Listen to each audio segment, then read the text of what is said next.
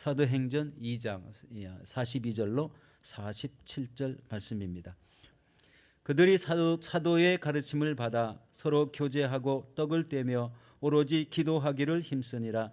사람마다 두려워하는데 사도들로 말미암아 기사와 표적이 많이 나타나니 믿는 사람이 다 함께 있어 모든 물건을 서로 통용하고 또 재산과 소유를 팔아 각 사람의 필요를 따라 나누어 주며 날마다 마음을 같이하여 성전에 모이기를 힘쓰고 집에서 떡을 떼며 기쁨과 순전한 마음으로 음식을 먹고 하나님을 찬미하며 또 온 백성에게 칭송을 받으니 주께서 구원받는 사람을 날마다 더하게 하시니라. 아멘. 오늘 저는 이 말씀에 의지해서 이제 기쁨의 예배 교회의 부흥이라는 제목으로 은혜를 나누도록 하겠습니다.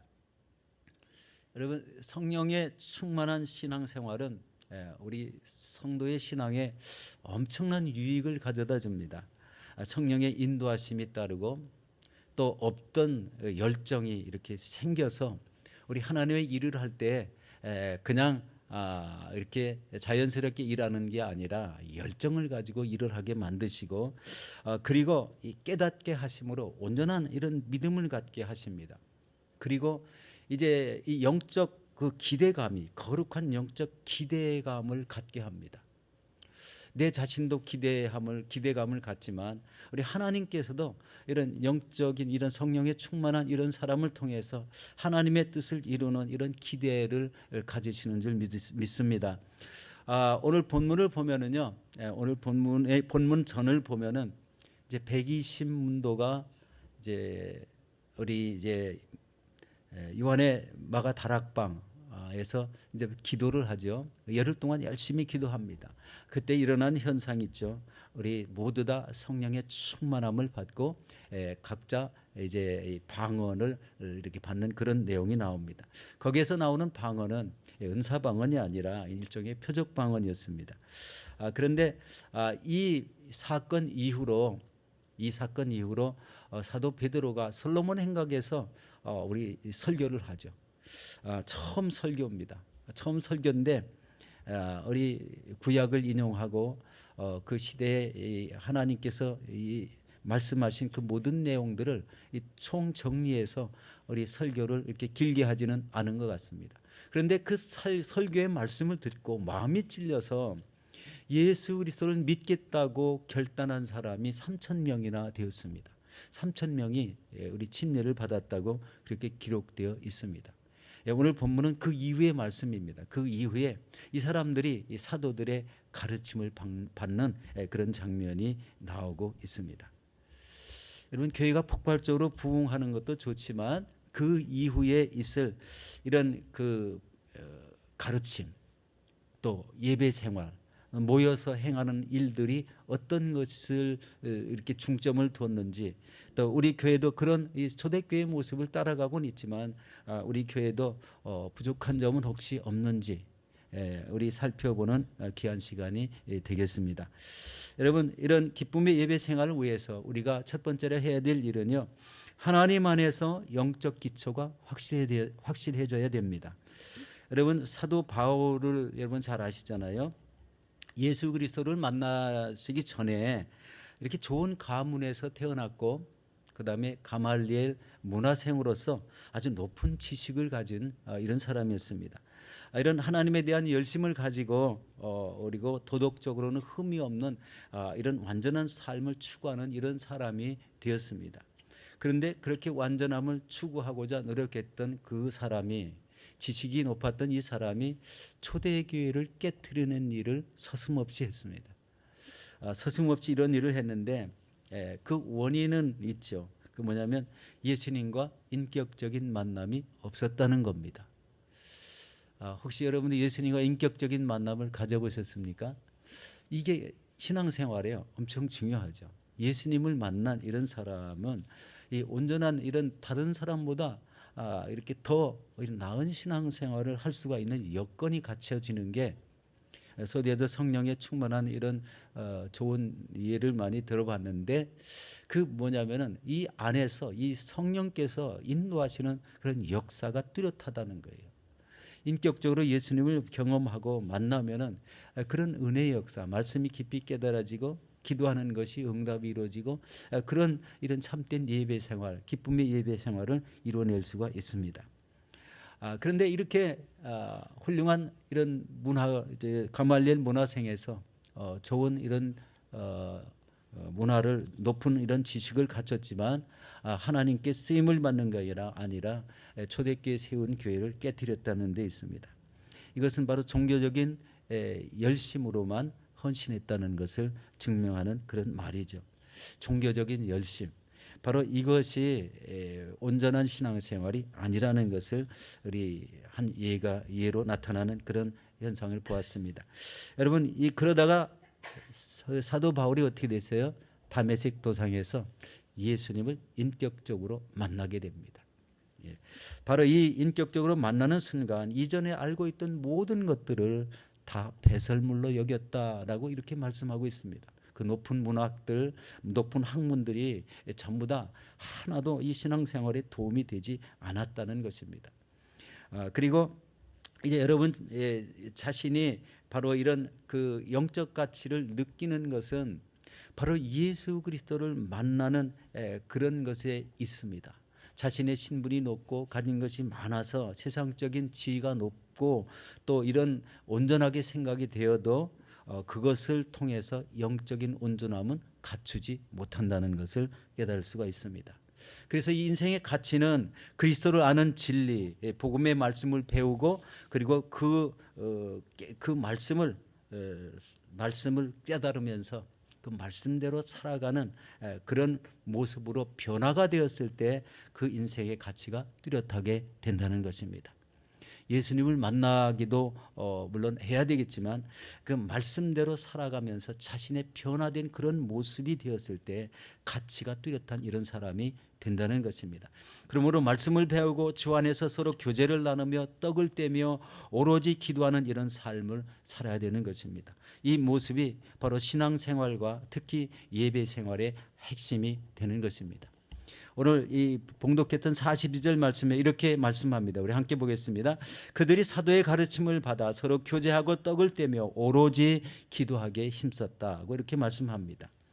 바로 이것이 예배 생활의 핵심이라고 말씀드렸는데요. 여러분, 사도들이 이런 새로 결단한 이런 성도들을 가르쳤다는 내용들은 구체적으로 나와 있지는 않습니다. 나와 있지는 않는데 이제 추정은 할 수가 있어요. 이 사도들이 예수님을 3년 동안 따라다니면서 예수님이 하셨던 말씀과 그 행하신 일들을 아마 가르쳤을 것 같아요. 예수님이 중요하게 가르쳤던 것이 천국 복음을 가르쳤죠. 프리칭, 티칭, 힐링 이렇게 쉽게 외우잖아요. 우리 티칭했다는 것, 천국 복음을 가르쳤고 또 천국 복음을 전파했고 그리고 병든 사람을 보면 다 고치는 이런 은혜를 베풀어 주셨습니다. 이게 아마 가르침이었을 거고요. 아마 더 자세한 내용도 아마 더 가르쳤을 것입니다. 두 번째는 이제 교제인데요. 이 교제는요, 오늘 이 본문에도 이따 또 말씀을 더 드리겠지만 이웃을 돕고 서로 봉사하는 삶을 말합니다. 자기 것을 자기 것이라 하지 않고 모두 다 내어놓고 함께 쓰는 이런 교제가 일어났다는 것을 보게 됩니다. 그리고 떡을 뗀다는 것은 이 초대교회 때는요, 초대교회가 마가 요한의 다락방이었기 때문에요, 이 3,000명이나 몇천 명을 수용할 수 있는 그런 장소가 아니잖아요. 그냥 몇십 명 정도는 될 수는 있겠지만 그런 장소가 아니었기 때문에 주로 예배 처소가 가정이었습니다. 모르겠어요. 지금같이 한 구역을 만들어 지역을 만들어서 예배 드렸을 수도 있고요. 그 다음에 이 각 가정을 이렇게 돌아다니면서 아는 사람끼리 예배를 드렸을 수도 있습니다. 그런데 여기서 떡을 뗀다는 것은요, 각 집집마다 다니면서 성찬을 뗐다는 얘기입니다. 성찬을 뗐다는 것은 우리 특별한 의미가 있죠. 예수 그리스도의 깨뜨리신 몸과 그 살을 먹었다는 거예요. 그것이 바로 성찬이잖아요. 바로 이 성찬을 나누어서 자신의 신분, 영적 신분이 무엇인지 무엇인지 확인하는 그런 계기를 가졌다는 것입니다. 그리고 중요한 것은 오로지 기도에 힘썼더라. 이 말씀이 예배 생활의 한 부분이라는 것을 인지하시기 바랍니다. 예배 생활의 한 부분이다. 이 기도하는 삶, 그리고 나가서 교제하는 삶, 성도와 대화하는 삶, 이런 것들이 모두 다 영적인 예배 생활입니다. 그런데 어떤 분은 이 성전에서 예배만 드리면 그게 참된 예배인 줄 아십니다. 그러나 그 이후부터가 사실은 더 중요하죠. 나가서 무엇을 하느냐, 내가 육적인 일을 계속 이어져 나가느냐, 영적인 일을 하느냐에 따라서 영적인 삶으로 구별되는 것이 너무나 많다는 겁니다.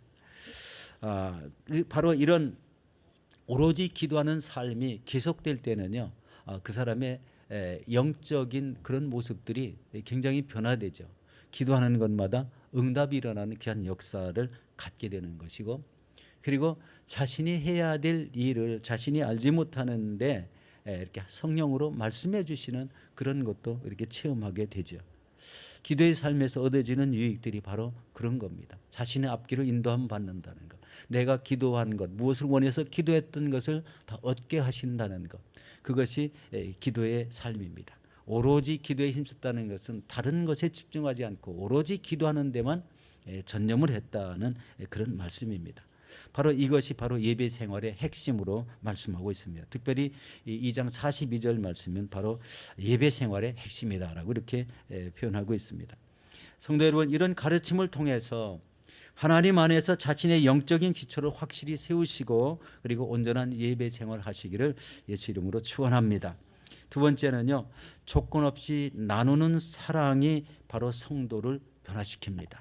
바로 44절에서 45절 말씀인데요. 여러분, 초대교회 생활에서 두드러진 것은 바로 믿는 사람들이 다 함께 있어라는 말입니다. 믿는 사람들이 다 함께 있었다는 거예요. 이렇게 장소가 넓지 않아서 많이 모이진 못했을지라도 어느 몇몇 가정이 함께 모였다는 그런 의미죠. 우리 현대 우리가 살아가는 시대는 모일 장소는 널널하게 많이 있는데요, 이 삶의 구조가 이렇게 매주마다 모일 수 있는 구역 예배 구조가 잘 안 되는 것을 보게 됩니다. 우리가 처음에 한 20, 30년 전에 구역 예배 생활은 너무 재밌고 멋있고 참 은혜도 많이 받았는데, 최근에는요, 각자가 하는 일이 집에서 하는 일이 있고 그리고 나가서 하는 일이 있고 시도 때도 없이 나가서 일을 해야 되는 사람도 있고, 이런 삶 때문에요, 이 구역 예배가 잘 이루어지지 않습니다. 이해는 가죠. 시대가 그렇게 변했다는 것이 증명이 되는 것이죠. 그렇지만 예배 삶은요, 우리 성전에서 한 번 예배드리고 끝나는 삶이 아니라는 것을 생각할 때 어떠한 형태로든지 모여서 우리 구역 단위로 지역 단위로 모여서 예배 생활하는 것은 거기 우리가 영적으로 온전하게만 드리면 그 예배를 통해서도 큰 은혜가 있다는 거예요. 어떤 구역 식구들 보면은요, 모여 앉아서 예배를 마치고 우리 가정마다 이렇게 중보기도 제목을 이렇게 다 받아가지고 우리 이제 한 주 동안 내내 기도하고 다음 주에 만났을 때는 그 기도하는 것이 어떻게 이루어지는지 서로 나누기도 한다고 합니다. 굉장히 재미있죠. 그런 것이 우리 이 기도 제목을 내놨는데 다음 주에 하나님 주시는 음성을 듣고 응답을 받았다 그러면은 얼마나 구역 예배가 재미있겠습니까? 말씀도 더 잘 깨달아질 줄로 믿습니다. 이 조건 없이 나누는 사랑이 성도의 마음을 변화시킨다. 이런 것은 성도 자신이 가진 물건을 서로 통용했다고 말하고, 그리고 그것을 이제 서로가 네 거 내 거 없이 사용을 했다는 거죠. 그리고 더 나아가서 자신의 소유를 팔아서 각 사람의 필요에 따라서 나누어주는 이런 생활을 했다고 이렇게 말씀하고 있습니다. 이것은요, 누가 시켜서 한 것이 아니라 자발적으로 그런 일을 그렇게 했다는 거예요. 여러분, 자신의 것을 자신의 것으로 여기지 않는다는 이런 것은 정말 참 대단한 일이 아닙니까? 요즘은요, 자신이 나가서 열심히 일을 해서 돈을 벌었는데 그것을 막 이렇게 나눴다고 그러면은 조금 한 맛이 좀 간 사람으로 생각할 수도 있어요. 그런데요, 여기서는요, 정말 자신의 것으로 여기지 않고 모두 다 나눠줬다는 거예요. 아낌없이. 바로 모두가 다 필요하면은 다 가져가 쓰게 했고 또 내 자신도 무엇이 필요하다면 그것을 빌려다 아마 썼을 겁니다. 바로 이렇게 필요한 모든 것들을 구분 없이 사용하는 이런 삶 속에 그 속에서 사랑을 느끼고 하나님의 은혜가 충만히 느끼게 되었다는 겁니다. 그래서 온전한 더 믿음의 삶으로 더 변화가 되더라, 그런 말씀입니다. 여러분, 왜 이런 현상이 일어났습니까? 여러분, 무엇 때문에 이런 일들이 일어나고 있습니까? 그것은 바로 예수 그리스도를 믿는 믿음 안에서 바로 이 공동체 의식을 가졌다는 거예요. 서로가. 바로 이것은 바로 이 영적 결속이 일어난 것이고 믿음의 결속이 일어나는 거예요. 바로 영적으로 하나가 되었고 믿음으로 하나가 되었다는 증거가 그렇게 나타나더라는 것입니다. 하나님을 믿는 것은요, 한 사람이 한 가정이 믿는 것이 다가 아니잖아요. 모든 이 세상의 가정들을 다 믿게 하고 구원을 받게 하는 것이 하나님의 뜻인데, 바로 이렇게 가정마다 이런 자기가 가진 것들, 자기가 있는 소유물까지도 팔아서 나누어 갖게 했다는 이런 모습 속에 바로 이 사랑의 결속이 얼마나 강한지를 깨달을 수가 있습니다.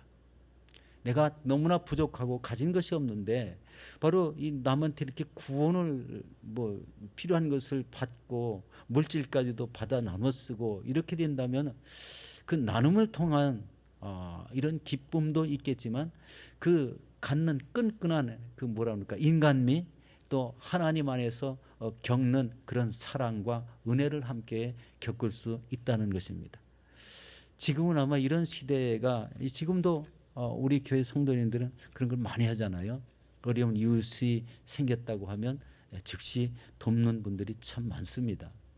아픈 사람이 있다고 하면 즉시 그분을 위해서 헌금하는 분도 있고 기도하는 분도 있고 여러 가지 형태의 믿음의 그 좋은 면을 보이고 있습니다. 참 이런 모습을 볼 때 바로 이 각 가정에서 서로 돕고 용기를 줄 때 바로 그 사랑으로 거룩한 변화가 일어난다는 것을 깨달을 수가 있습니다. 여러분도 다른 사람을 돕고 또 다른 사람이 여러분에게 도와주고 이렇게 할 때 거룩한 변화가 일어납니까? 마음의 믿음으로 깨달아지는 게 있을까요? 너무나 아닌 것 같이 이렇게 표정이 그런 것 같아. 여러분, 초대교회는 그렇게 했다는 겁니다. 지금도 그렇게 해야 된다는 말씀이잖아요. 44절에 45절에 한번 보도록 하겠습니다. 믿는 사람이 다 함께 있어 모든 물건을 서로 통용하고 또 재산과 소유를 팔아 각 사람의 필요를 따라 나눠주며 라고 이렇게 말씀하는 내용입니다. 여러분, 우리 교회에서 이 코로나 바이러스가 퍼져나갈 때 이제 어려운 가족들을 좀 도왔죠. 갑자기 일터가 막히고 사업장이 막히고 그리고 특별히 이렇게 청소하시는 분들 모든 일이 딱 이렇게 딱 막혀버리니까 막막하잖아요. 그럴 때 교회에서 이렇게 도와준다는 거 참 굉장히 좋은 일이더라고요. 굉장히 상대방이 아픔을 느낄 때 함께 해주는 거잖아요.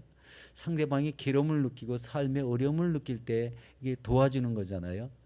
그런 모습 속에 그런 것을 도움을 받고 도와줬을 때는 서로의 사랑을 느끼고 믿음이 더욱더 견고해진다는 것입니다.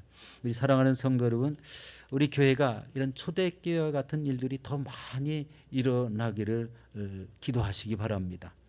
이제 코로나 바이러스도 이제 정리되는 것 같죠? 오늘부터 사실은 이 마스크를 쓰지 않아도 된다고 발표가 됐습니다. 그런데 가만히 생각해 보면 여러분 몸 상태를 스스로 체크하고 마스크를 벗으시기 바랍니다.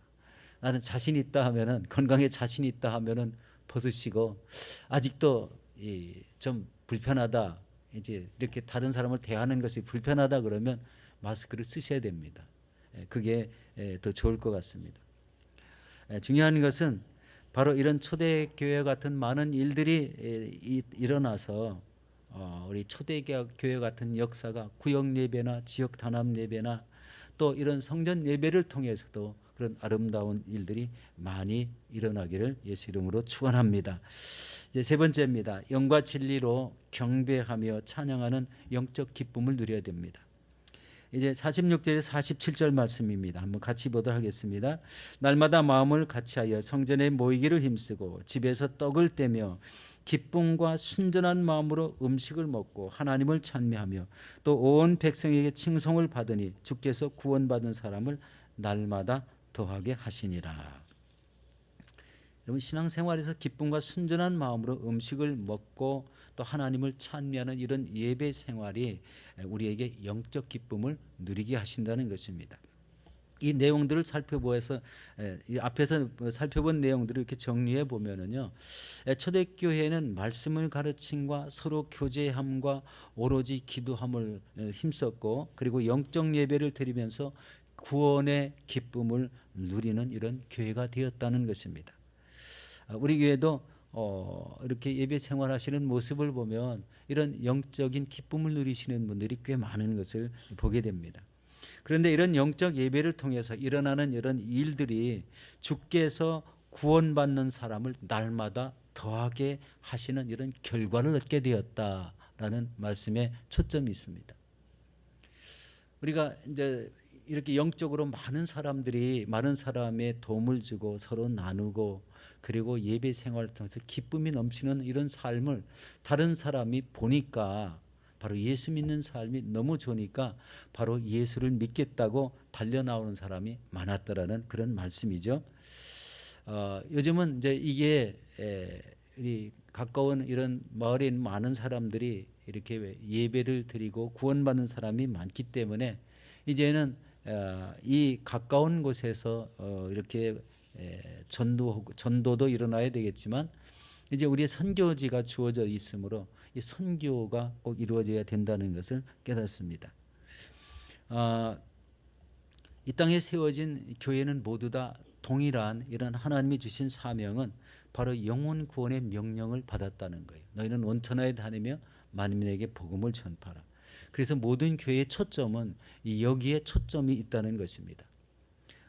서두에 말씀드렸는데 지금 우리 러시아와 우크라이나가 전쟁을 시작했는데 우리 서방 쪽에는 우리 서방의 우리 민주 국가가 연합돼 있고 소련에는 오롯이 소련 한 나라가 이렇게 대하는 참 너무나 좀 균형이 안 맞을 것 같은데 아주 소련에서 너무 이렇게 강력하게 나오는 이런 모습을 보고 있습니다. 전쟁을 시작했다는 것은요, 참 굉장히 위험하잖아요. 이렇게 많은 사람이 죽어야 되고 정성을 다해서 세우는 건물이나 가정의 집들이 다 파괴되고 그리고 먹을 것이 부족하고 그리고 이 뭡니까 집이 없어지고 뭐 갈 곳이 없고 이렇게 된다면 그것같이 서글픈 일이 어디 있겠습니까?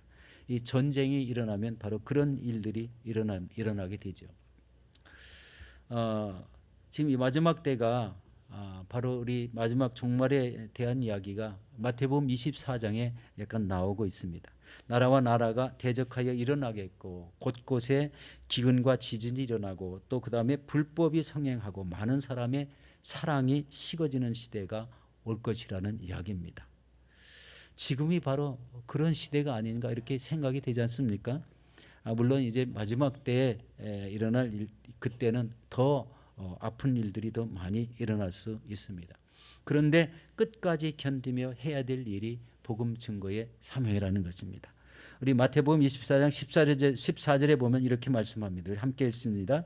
이 천국 복음이 모든 민족에게 증언되기 위하여 온 세상에 전파되리니 그제야 끝이 오리라. 아직은 끝이 이르지 않았다는 것을 보게 됩니다. 우리 사랑하는 성도 여러분, 영적 기초를 견고하게 세우시기 바랍니다. 그리고 깨어 기도하시기 바랍니다. 사랑의 교제, 우리 서로 교통하며 나누는 이런 교제를 통해서 많은 사람들이 그런 것을 보고 서로 그리스도인이 되겠다고 나설 수 있는 그런 참다운 이런 교제를 우리 나누시고 또 성령의 충만한 이런 예배를 드리시면서 이 시대의 선교의 사명을 온전히 감당하시는 저와 여러분들이 되시기를 예수 이름으로 축원합니다.